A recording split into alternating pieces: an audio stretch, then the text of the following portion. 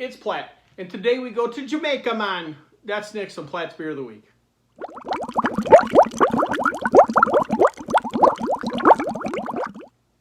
So the particular beer we have today is the world famous Red Stripe. Comes to us from Desnoas and Geddes in Jamaica.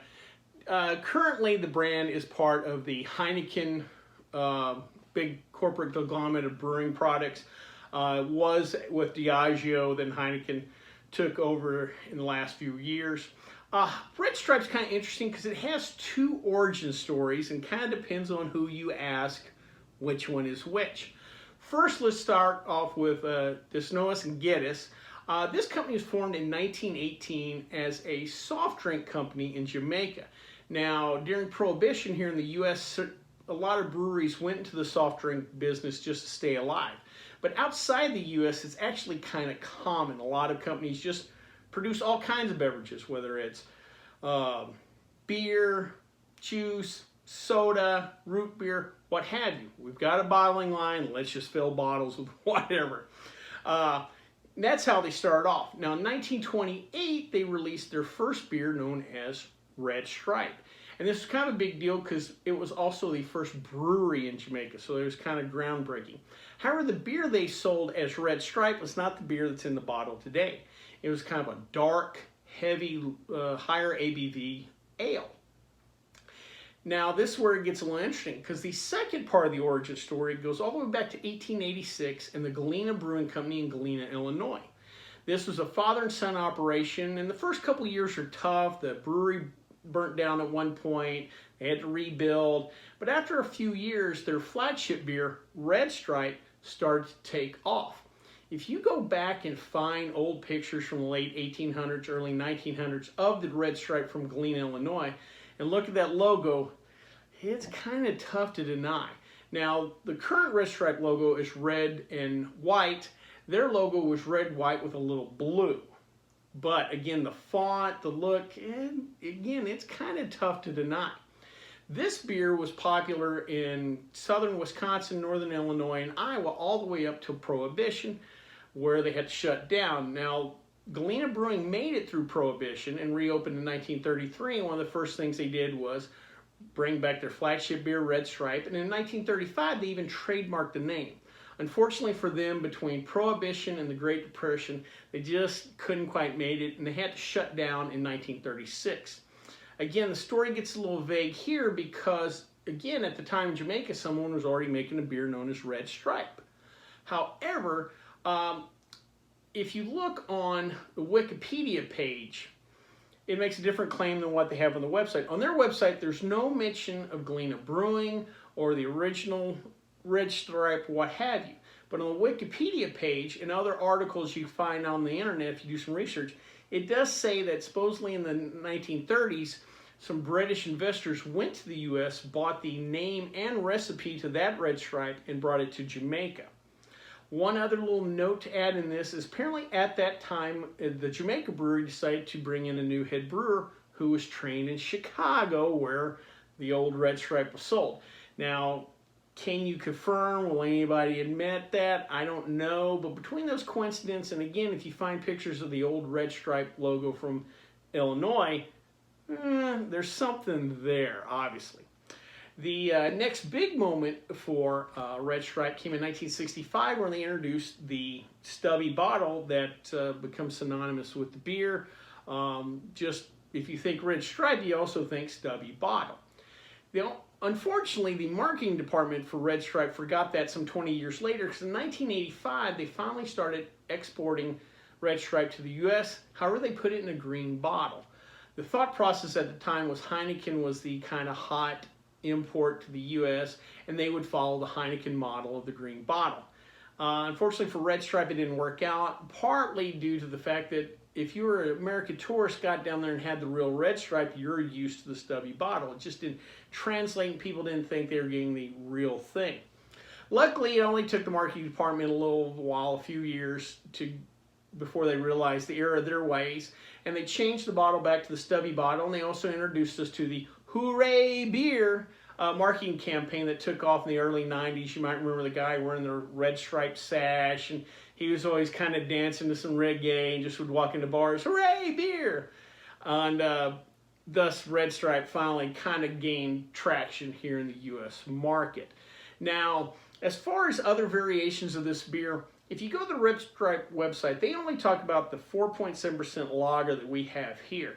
But there are other variations, and they may be available today in other markets. It's hard to get a straight answer on their website, but at one time, apparently they had a variation called Crucial Brew.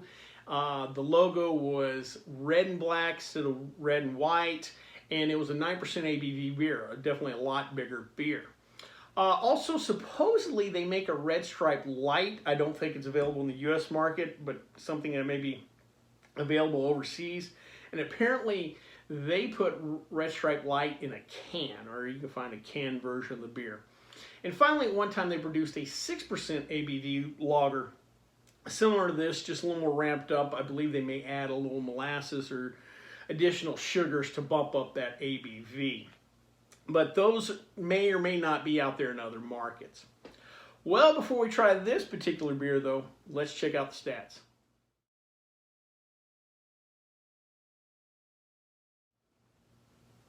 So today I want to talk Caribbean beers.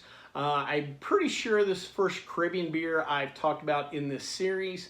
When you think Caribbean, you think rum, but they actually have a little bit of a beer culture. It's not just straight light lagers throughout the entire Caribbean. Most of the major islands in the Caribbean at least have one or two breweries. So I want to highlight some of the top ones. One of the first ones I was introduced to was Kalik out of the Bahamas.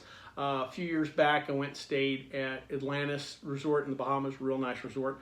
And part of their happy hour was always the Kalik line of beers. I believe I had the Kalik Gold was the one I drank. It's a 7% ABV. It's a bigger lager, but it didn't come off as like an adjunct lager, kind of like malt liquors here in the U.S. that just kind of pump it with adjunct to get that additional body and ABV. It tasted like just a bigger lager.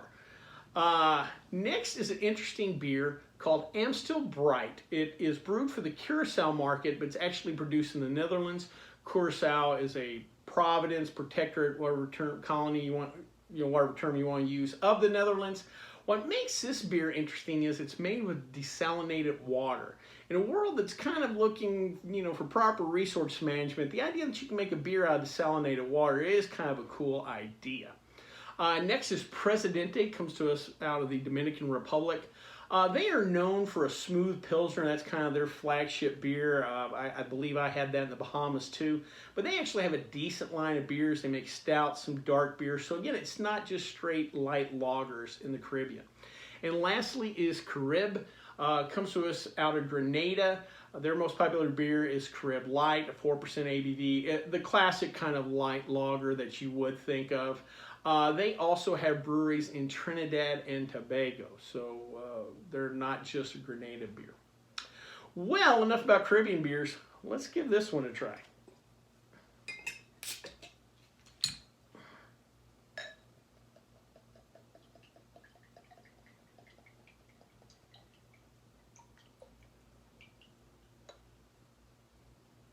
All right, pretty simple nose. Straw, maybe light, more of a straw color in this light. Nice light white head. Little malt on the nose, no hops. Let's give her a taste.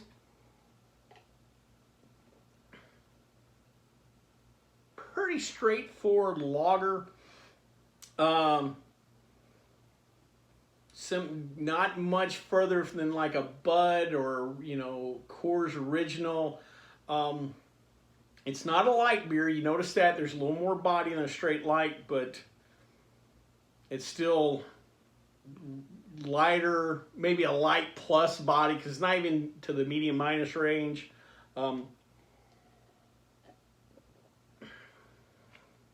No real hop finish, but it's not sweet either.